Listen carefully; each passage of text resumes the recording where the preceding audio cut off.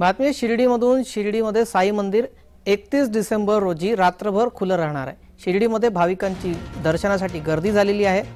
भाविकांची गैरसोय होऊ नये यासाठी मंदिर प्रशासनाने हा महत्त्वपूर्ण निर्णय घेतला आहे।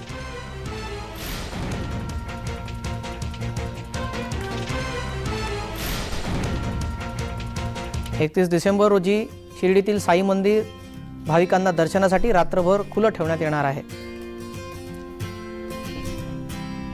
मोठ्या प्रमाणावर जे साई भक्त आहेत ते शिर्डीमध्ये या दिवशी दाखल होत असतात। यावेळेस देखील साधारण 2 लाख पर्यंत भाविक 31 डिसेंबरला शिर्डीमध्ये येतील आणि श्री साईंचं दर्शन घेतील अशी एक आमचा एक अंदाज आहे आणि त्या दृष्टीने ही गर्दी नियंत्रणाच्या बाबतीमध्ये संस्थांच्या माध्यमातून आम्ही नियोजन केलेलं आहे।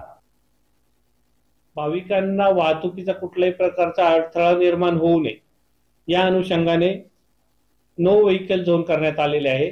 त्यामध्ये राष्ट्रीय महामार्गावरील लक्ष्मीनगर टी पॉइंट ते नवीन पिंपळवाडी चौक, गेट नंबर 1 ते साई उद्यान, गेट नंबर 4 ते चावडी, गेट नंबर 4 ते कानिफनाथ चौक आणि चावडी ते 16 गुंठे हा संपूर्ण परिसर नो व्हेकल झोन करण्यात आलेला आहे। सरत्यावर